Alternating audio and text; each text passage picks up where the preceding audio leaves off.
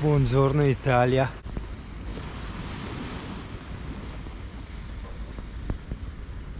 Oggi volevo rispondere o provare a rispondere. Sì, grazie, lo so, ho una troupe proprio che mi prepara le capigliature così. Ad un tu di nome Simone o Massimo, comunque uno che aveva delle S, il quale chiede, no, sostanzialmente come sarebbe stata la vita in camper se lui e la sua ragazza si fossero trasferiti in un camper, no? Quindi io già mi immagino la coppietta giovane, appena diciottenni, no? Che fanno le prime fughe, no? E già là, attenzione ragazzi, io veramente odio illudere le persone, rovinare la vita alle persone, anzi per quel che posso cerco comunque di dare un aiuto o un'indicazione verso il goal, no?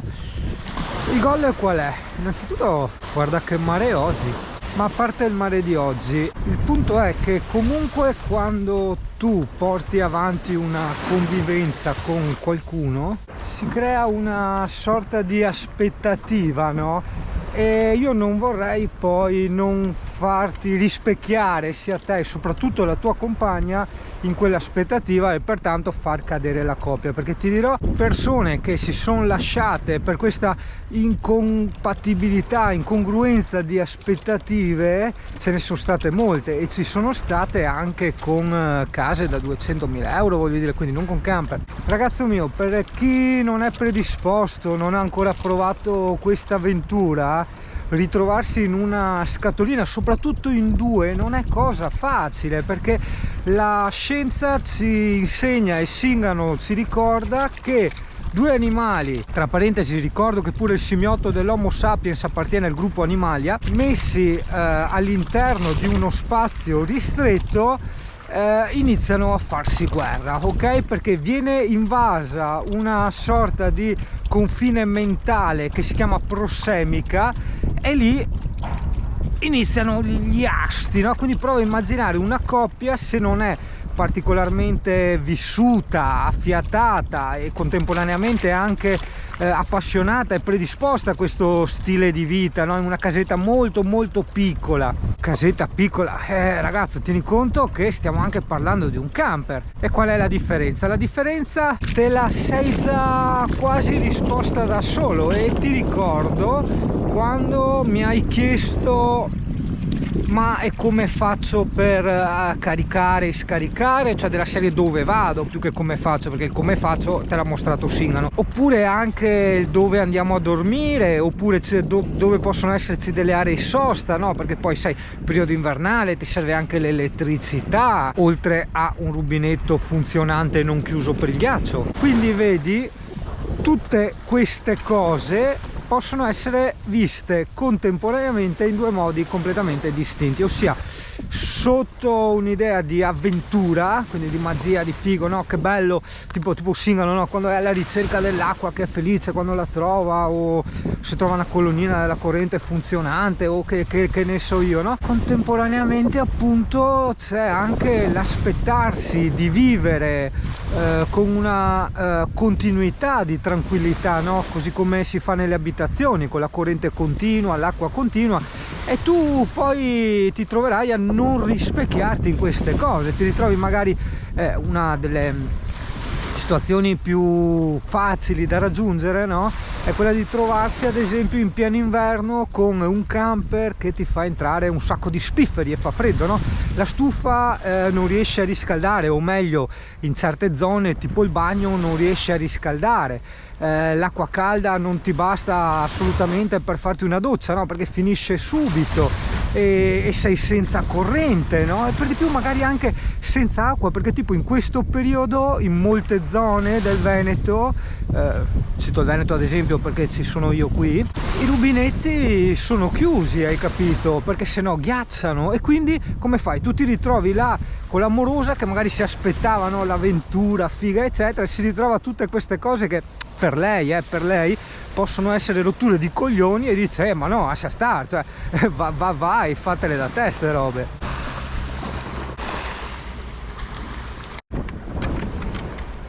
Questo per dire che dipende solo tutto da voi ragazzi, ma attenzione che quando si parla al plurale, no? Voi Il voi è una cosa difficile da focalizzare, perché tu tendi a focalizzare te stesso, no?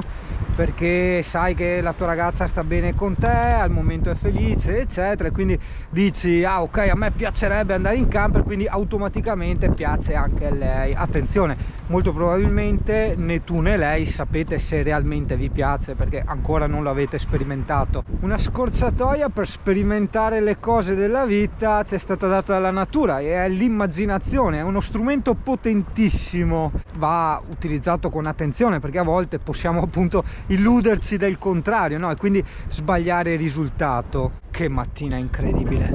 Allora prova a iniziare a galoppare con la fantasia. Innanzitutto non so dove tu abiti in questo momento, no? Questo per un discorso di reperibilità di aree camper gratuite piuttosto che di rubinetti della corrente, perché ti dirò che cambia moltissimo, non solo da regione a regione ma anche da paese a paese, quindi attenzione, sia la mentalità delle persone che proprio il numero di rubinetti disponibili, funzionanti, eccetera. Ma non c'è solo quello. Partiamo dal principio. Il principio fu che tu, novello Singano, ti sei dovuto fare un finanziamento, o comunque hai dovuto investire i tuoi soldini o parte dei tuoi soldini per acquistare un camper. Non ho la minima idea di che camper andrei a acquistare, però ti posso già dire per esperienza, e chi sosterrà il contrario purtroppo sta semplicemente vaneggiando, che purtroppo non è mai facile come sembra. Quando tu prendi ad esempio anche un camper da 5.000 euro, stai sicuro al 99,9% che sarà infiltrato. Il fatto che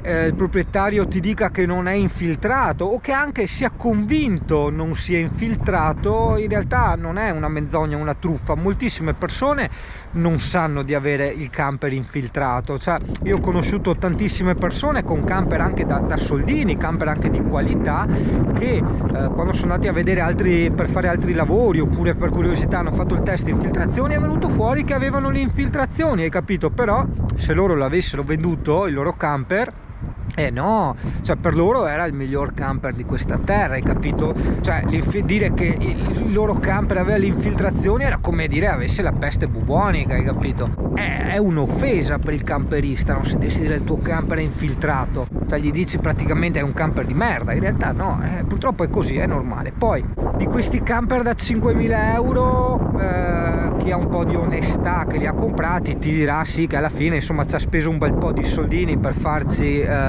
delle riparazioni, oppure vabbè, se era capace o se ha avuto la fortuna tipo quella che ho avuto io di avere parenti e amici che ti davano una mano, non si è speso nulla, no? Amy, dove vai? Però già lì in ogni caso tieni conto che un camper da 5.000 euro è un camper che minimo a 20-25 anni, e quindi già là il frigo non funzionerà.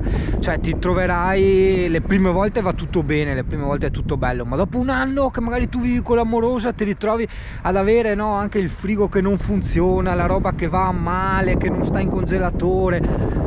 No, non è facile purtroppo, soprattutto quando si inizia con budget bassi. Dopodiché devi immaginarti una giornata come questa, ok? Ad esempio siete rimasti senza acqua, come fare? Ci sono delle app tipo Fontanelle d'Italia che ti dicono le fontanelle, ma in realtà io l'ho provata più volte, tante volte, è una grandissima cacchiata. È più quello che sbaglia che quello che in realtà ti porta a concludere, ossia le fontanelle che ti fa utilizzare, no? Quelle le imparerai da solo, le imparerai con gli anni, viaggiando, vivendo in giro, inizierai a conoscerle da solo. Si inizia magari di sera tardi, quando fai il giro ti fermi ai distributori e ogni distributore provi a vedere se ha il rubinetto e se è funzionante. Se è funzionante te lo segni magari su Google Maps, no? Sai che puoi salvarti i luoghi su Google Maps, e così avrai la tua mappa personale dei rubinetti, che in base alla tua attuale posizione tu poi nel futuro vedrai tutti i rubinetti che ti sei segnato, e quindi quello più vicino a te, soprattutto per quando ti sposti di zona, no? E questa è la prima furbata che ti posso insegnare. La seconda cosa, ragazzo, è l'energia elettrica. Attenzione, se succede che di sera ti beccano a caricare da un distributore non succede niente, cioè gli dici ho trovato chiuso, mi serviva un po' di acqua, ho fatto dell'acqua, cioè non è che gli prendi chissà cosa. Tantissimi tantissimi distributori, è normale che ti fanno il carico dell'acqua o le aree camper gratuite, hai capito? È una cosa normalissima. Cosa invece non normale è l'elettricità. A me è capitato più di una volta di attaccarmi a colonnine o a prese che ho trovato in giro, però lì insomma sai, è un gesto abbastanza particolare, insomma lì sì magari potresti andare in rogne. In quei casi ci si affida alle aree camper gratuite. Per trovare le aree camper gratuite, abbiamo visto nei miei video, vatti a cercare su YouTube Le Puntine del Mondo, Park Fortnite e l'altra cos'era? Caramaps. Guarda che cane devo avere, guarda, guarda, guarda. È felice stamattina. Sì, sì, è proprio felice lei, è felice, felice, felice, felice. Io sono ghiacciato, però spero di averti spiegato correttamente tutto quello che c'era da spiegare. Per il resto no, non vedo altre difficoltà. Allora beh, per tutti i dettagli ovviamente segui il canale, segui il vlog, anche perché nel vlog comunque di qualsiasi cosa io parli e qualsiasi cosa io faccia, comunque sto vivendo in un camper, hai capito? Quindi può essere che una volta ti faccio vedere che sono in un parcheggio, una volta in un'area camper, una volta in un campeggio, una volta in riva a una spiaggia, una volta in mezzo a un bosco.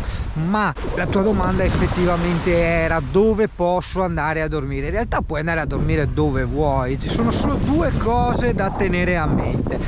Il primo, giusto per non far odiare poi tutta la categoria dei camperisti, è quella di non far campeggio. Quindi ovviamente tieni chiuso il gradino, non mettere fuori i tavolini e tutte quelle cose là, se no metti in difficoltà anche gli altri. In questo modo tu stai semplicemente parcheggiando. Purtroppo, ripeto, purtroppo c'è molta gente che per necessità o di lavoro o economica dorme all'interno delle auto, mangia e dorme all'interno delle auto. Io ne ho visti tanti, ma non necessariamente barboni e poreti, perché gente veramente che ha anche il lavoro fisso, però io ho sempre che pranzano dentro l'auto o dormono dentro l'auto in stagione, magari d'estate, e dice accidenti, cavolo, ma prendetevi un scarosso di camper da 2-3 mila euro, porco cane, cioè se è giusto così piuttosto di stare in auto. Quindi sì, a confronto te mi partiresti già sul lusso. In ogni caso ci siamo capiti, no? Se tu semplicemente parcheggi, quindi non ti tiri fuori gradini, tavolini e tendini da asciugare e amenità varie, stai semplicemente parcheggiando. Quindi all'interno del tuo veicolo puoi fare quello che vuoi.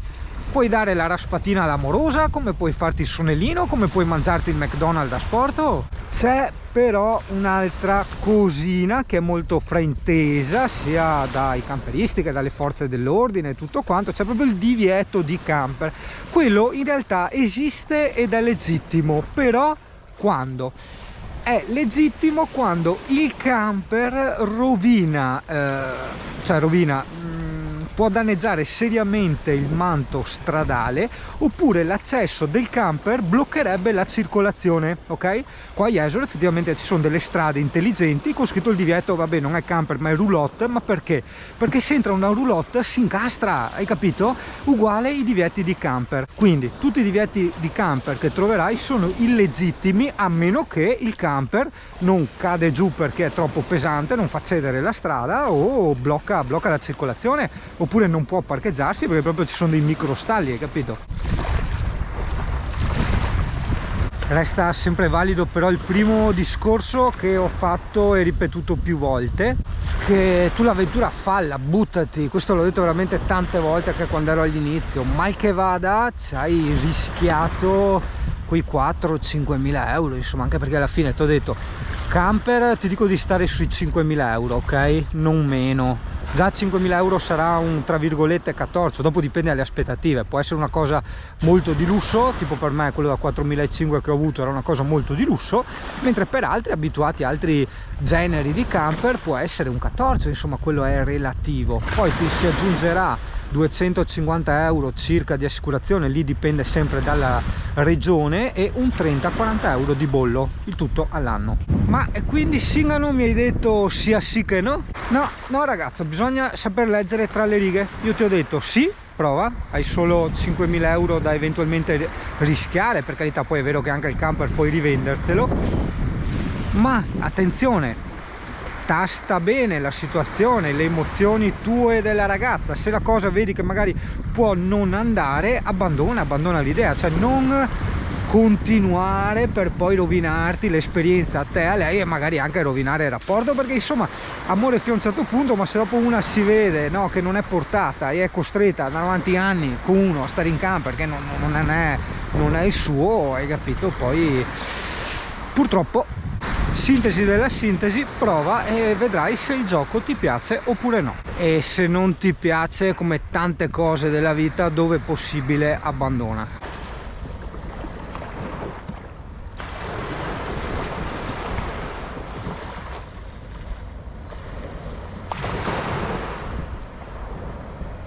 Oh, vedi ragazzo, per l'interpretazione delle cose, no? La visione delle cose di cui ti accennavo prima, io ora che sono rientrato dentro il mio camper, no? Perché ogni tanto magari certa gente, tipo anche in comune, quando avevo chiamato, no, per vedere di cambiare residenza eccetera, ho detto: come, lei vive in camper? Impossibile, eccetera eccetera. Per me è una reggia ragazzo, per me è una reggia. E mi accorgo che giorno dopo giorno ci dimentichiamo sempre più di che pasta siamo fatti. Io mi ricordo ai tempi il nostro buon Lino Banfi, sanissimo, che si fece operare di tonsille pur di rimanere al caldo in un ospedale. Cioè, capisci? Veramente abbiamo perso tutti questi spiriti di adattamento, e non solo gli spiriti di adattamento, ma c'è stato proprio un cambio enorme di aspettative. Ora ci aspettiamo infinitamente più lusso e questo ci mette sempre più in difficoltà, ci fa sempre più sentire, percepire la povertà che non esiste, che è uno stato mentale, capisci? Quindi che ti devo dire, se non prova, sperimenta, sì, sto facendo le pappe al CP, e osserva tutto ciò che accade sempre attorno a te, comprese le tue emozioni.